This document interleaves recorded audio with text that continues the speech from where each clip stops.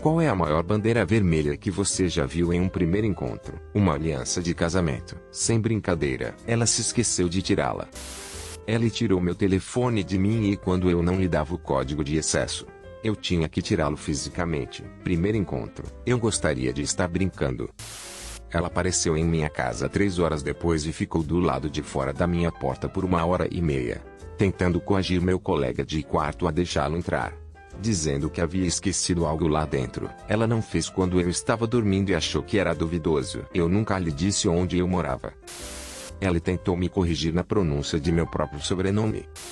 Um cara ficou bravo por eu ter andado do outro lado de uma árvore do lado em que ela andava, como se estivéssemos andando pela calçada.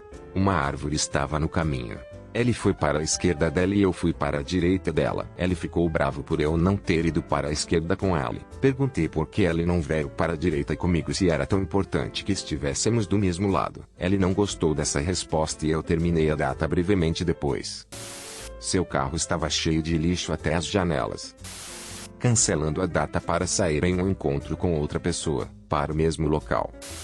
Um cara se recusou a passar por uma porta porque eu a estava segurando para ela e fiquei bravo porque estava fazendo ele parecer mal na frente de outras pessoas. Já estava bêbado quando cheguei lá. Tinha um saco de pertences com ela porque tinha acabado de receber alta do hospital e tinha levado o ônibus até lá. Terminei os últimos 2 centímetros da minha cerveja. Queria uma carona até o lugar onde ela estava hospedado. A melhor parte era dizer que ela achava que realmente nós dávamos bem e que podíamos nos ver morando juntos em poucos meses se tudo corresse bem. Gozaram comigo por colocar meu cinto de segurança. Procedi para fazer donuts no estacionamento do shopping. Meu primeiro encontro em 6 anos depois de sair de um relacionamento de longo prazo. Perguntei o que ela fazia para ganhar a vida. Ela simplesmente o dispensou e não me disse nada. Achei estranho, mas não pensei muito sobre isso. Eu não estava super confiante, mas senti que o encontro estava indo muito bem. Passamos a noite juntos, mas ela saiu antes de eu acordar na manhã seguinte. Esqueceu seu relógio e me pediu para passar pelo seu trabalho para devolvê-lo. Acontece que ela era uma colega de trabalho de minha ex-namorada e eles se odeiam um ao outro. Uma vez eu saí com um homem que me disse que havia espancado sua namorada anterior. Ele parecia se sentir meio mal com isso, mas também me disse que ela o fez bater nela. Então não foi realmente tudo culpa dele. Eu não o vi novamente. Eu não sabia que era um encontro. Eu tinha ido para Happy Hour com outro departamento da empresa e 2 semanas depois uma mulher de lá disse que estava fazendo outro e perguntou se eu gostaria de ir. Eu apareci e era só ela, sua colega de quarto e o namorado de sua colega de quarto e eles tinham uma mesa para 4 na área do restaurante do bar esportivo. Ela me disse que todos os outros estavam atrasados. Então eles conseguiram uma mesa para comer um pouco primeiro. Achei estranho, mas depois a colega de quarto mencionou algo sobre ser o primeiro encontro duplo deles. Não apareceu mais ninguém do trabalho RS. E para todos que perguntavam, não, nós não acabamos namorando. Eu já tinha pedido um aperitivo e bebido antes de perceber o que estava acontecendo. Então fiquei para isso e depois paguei minha conta e fui embora. Eu não tinha interesse em namorar com ela, pois antes disso havia várias bandeiras vermelhas. Mas a pergunta feita especificamente sobre o primeiro encontro. Esse cara continuou me pressionando para deixá-lo ir até minha casa. Ao ponto de cada frase ser como bem, deixe-me ir até lá onde posso dormir esta noite com você. Onde você mora? Vamos para sua casa depois disto. Eu era como Gui, você nunca vem à minha casa e ele continuou empurrando e eu comecei a sentir os cabelos na parte de trás do pescoço em pé. Saí de lá e dirigi para ter certeza de que ele não estava me seguindo antes de eu ir para casa. Ele me mandou uma mensagem depois, como se eu só quisesse ver se você tinha cedido e me deixado ouvir. Eu mandei uma mensagem de volta como se você fosse um cara assustador e o bloqueei. Ela continuou tentando combinar comigo novamente até receber o meu e-mail antes que eu finalmente me livrasse dele. Um erro. Um rapaz me disse que me amava e que queria pagar minha dívida universitária. Ainda gostaria de ter dito que sim, mas ela me assustou tanto que eu saí de lá assim que me senti capaz. Ela estava tentando me dar azeitonas cerca de 10 minutos depois do encontro. Eu queria tanto fugir. Ela veio para ser enforcada. Tive dificuldade para encontrar meu lugar. Bem, vivo em um complexo de apartamentos que não tem estacionamento para deficientes. Há um homem velho em nosso prédio, um veterano da marinha que tem Parkinson. Ele não anda muito bem e nós, como comunidade, Decidimos deixar aberto o lugar mais próximo para Ellie. Ela teve dificuldade para encontrar o lugar e eu saí para acená-la. Ela vê que sou eu e começa a encostar no meu veterano da marinha que tem o lugar do vizinho de Parkinson e eu lhe digo que não estacione lá e lhe explico a situação. A resposta dela: eu não vejo como isso é meu problema. Nós não saímos num segundo encontro. Ela tinha uma caixa de lixo com uma grande pirâmide de merda de gato dentro. O cheiro me deu um murro na cara. Virei imediatamente e entrei no meu carro. Eu também tenho uma gata, mas cuido dela. Isso é nojento. Olhando para o meu peito e dizendo não posso acreditar que são meus por... Em parte da data, mencionei que trabalhei enquanto frequentava a faculdade. Nós conhecemos em uma classe compartilhada. Ela me disse que não podia me respeitar por trabalhar enquanto frequentava a escola. Mostrou que eu era pobre e implicou que eu estava abaixo dela. Quando perguntei o que ela estava procurando em um parceiro, ela respondeu com codependência. Eu disse que estar em uma relação deveria ser como um copo de manteiga de amendoim com chocolate, com ambos os sabores, pessoas, sendo bons por si mesmos, mas amplificados por estarem juntos. Ela disse que isso não fazia sentido. Era o dia mais frio do inverno. E o cara queria que eu tirasse meu casaco para poder ter certeza de que eu não estava gorda. Meu rapaz continuava insistindo em conhecer meus pais. Ela queria ter certeza de que minha mãe não era gorda. Não é meu acompanhante, apenas um que testemunhei enquanto estava sentado em um café com meu laptop funcionando. Ambos, talvez 25, parecem normais e se sentam com um café. Ele compra e ela parece feliz o suficiente. Ela então continua a falar como uma mangueira de incêndio sem parar durante a próxima hora. Não estou exagerando se ela não conseguiu injetar 8 sílabas consecutivas em nenhum ponto. Foi um despejo verbal de toda sua vida bastante tépida. Esta foi uma situação em que mais de um estranho olhou para mim de costas para o casal e fez caretas ou falou algo como santa merda. Ela estacionou em um caminhão velho, que em si não é uma bandeira vermelha, mas estacionou em uma zona sem estacionamento. O que é um pouco estranho. Em seguida, ela saiu do caminhão e estare na minha alma. Não disse oi, não sorriu, não fez nada. Como se isso já não fosse desconfortável o suficiente. Seu irmão mais novo saiu do banco do passageiro e fez a mesma coisa. Eu vou até eles e digo oi e pergunto como eles estão indo e eles me olham para cima e para baixo e escarnecem de mim. É desnecessário dizer que eu me virei e saí. Para mim tem que ser o momento em que ele ficou bravo por eu ter andado até o bar para tomar uma bebida e por eu tê-lo deixado sentado sozinho por muito tempo. Então ele decidiu me arrancar do banco do bar e quebrou meu tornozelo. Ele então me ligou depois de pedir para nos encontrarmos novamente. Uma primeira e única data selvagem. Primeiro dei meu número ao amigo dele e ele o roubou. Deveria ter sido a única bandeira vermelha que eu precisava. Mas gosto de aprender da maneira mais difícil. Ele me pegou e teve que parar na loja para pegar leite. Ela esqueceu a carteira. Nada demais.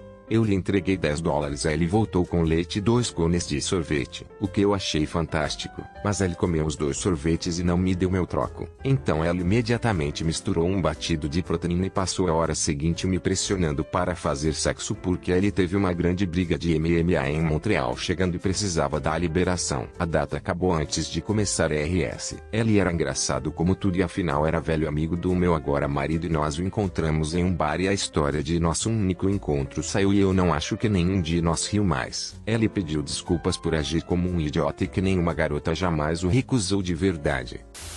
Tive um primeiro encontro com uma mulher aparentemente normal e bem ajustada. Durante a primeira bebida, ela me disse que queria ter um bebê com uma ruiva, sou gengibre, e que me daria $5.000 para impregná-la e assinar um contrato afirmando que eu não teria responsabilidades parentais. Não tomei uma segunda bebida.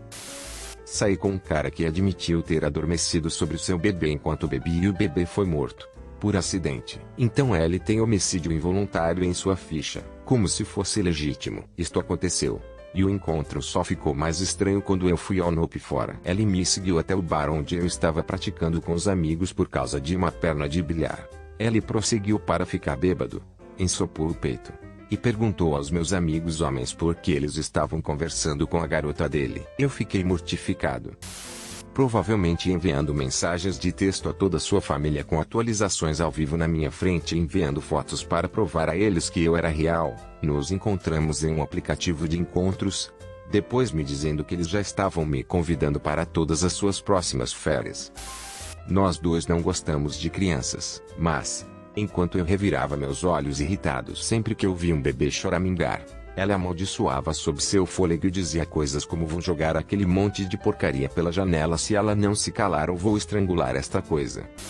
Escolhemos esta mulher para um encontro e devíamos ir ao cinema e jantar. Em vez disso, acabamos no Olive Garden, H8 naquele lugar, e ela pediu a coisa mais cara do cardápio por causa do quanto era cara, dizendo: eu nunca consigo fazer isso. Eu dei meus ombros. Ela estava em maus lençóis pelo que eu podia ouvir.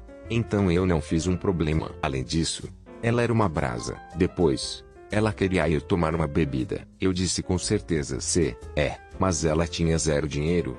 Então acabei comprando-lhe estes atiradores caros em vez de cerveja de vinho ou bebidas básicas. Vim para descobrir que ela tinha orquestrado a mudança de planos para as bebidas para que seu ex-papá de açúcar lhe deixasse lá itens enquanto eu estava presente, chamando-me seu namorado, etc. Ele ficou chateado porque deixou ficar com ela e por 2 semanas pensando que iria dormir com ela. Em vez disso, ela mergulhou e deixou todas as suas coisas para trás. Acabei perseguindo o cara quando ela estava gritando por cima da banda. Assim que ele se foi, levei-a para casa e ela foi para a cama enquanto eu tocava dominó com seus 4 colegas de casa. Nunca tentei ligar para ela depois disso, mas uma semana mais tarde recebi uma mensagem que dizia que ela estava terminando comigo. Então, semanas depois recebi outra mensagem dizendo-me para encontrá-la no bar. Quando recusei, ela se ofendeu e depois pediu desculpas por partir meu coração.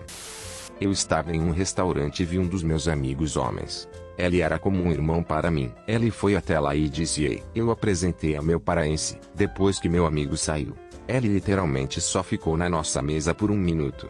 Meu acompanhante disse: eu só quero ser claro, mas não aprovo que você tenha amigos homens. Não voltamos a falar depois desse encontro. Uma vez eu saí num primeiro encontro com esta garota que conheci online.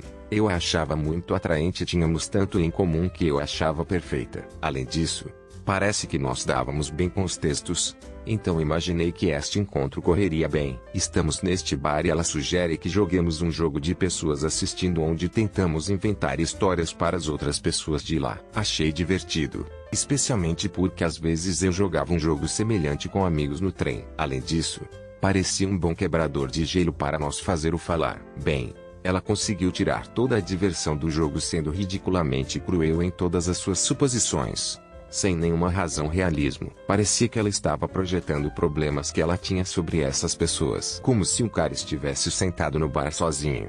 Poderia estar esperando por alguém, nunca se sabe. Mas como estava sozinho, era um perdedor sem amigos que odeiam sua vida. Acabou com a disposição e eu perdi todo o interesse nela depois disso. Não consegui me ver num segundo encontro com alguém assim, mesmo que ela tivesse marcado todas as outras caixas. Eu tinha uma data de entrega há cerca de 1 ano. Tínhamos conversado por algumas semanas. Ela parecia completamente normal e nunca aludiu a nenhuma das questões que surgiram durante a data. Pelo contexto, acho que ela tinha cerca de 24 anos de idade. Pega a garota de seu lugar, ela sobe no veículo e, sem qualquer estímulo, começa a se lançar em um nível de loucura que eu nunca tinha experimentado antes. Ela começa, dentro de 3 minutos após entrar no veículo, a me contar sobre seu pai. Ela não vê seu pai desde os 8 anos, quando ela raptou aos seus irmãos e os manteve na floresta perto da minha cidade. Ela me conta que ela torturou e agora está na cadeia por suas ações. Eu levo tudo isso para dentro e penso para mim que é horrível e não fácil de ouvir depois de literalmente só conhecer alguém.